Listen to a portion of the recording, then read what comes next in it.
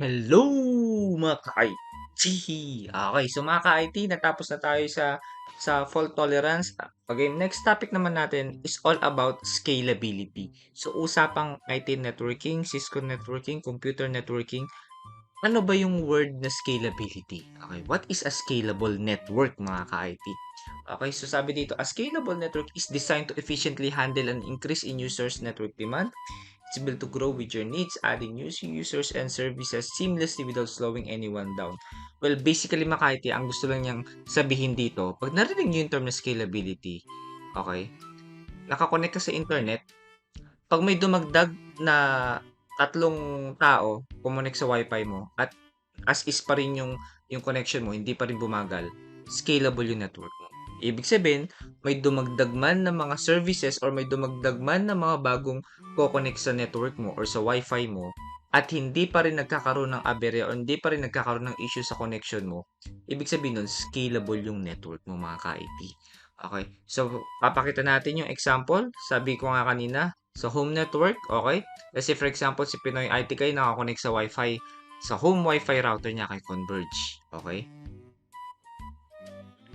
Ngayon dumagdag. Okay? Meron tayong bagong bisita, si Boss Nard at saka si Boss Aaron Jude. Pero yung connection namin is hindi pa rin naapektuhan. Scalable ang network.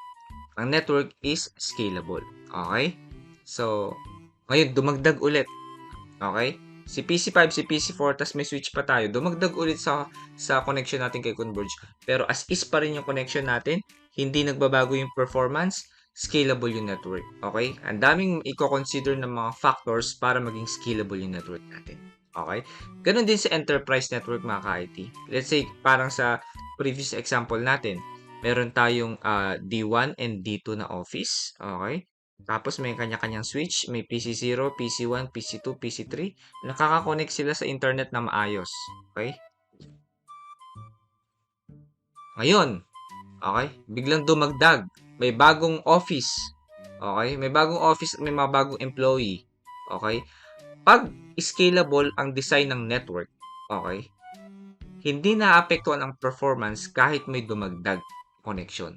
Okay? So mga ka-IT, yun yung tatandaan nyo pag narinig nyo yung term na scalability sa exam or sa discussion, scalable network, isipin nyo lang, dinesign ang network na maging scalable para pag may mga future growth or may mga dumagdag na mga users, hindi maaapektuhan ang performance ng network ninyo. Okay?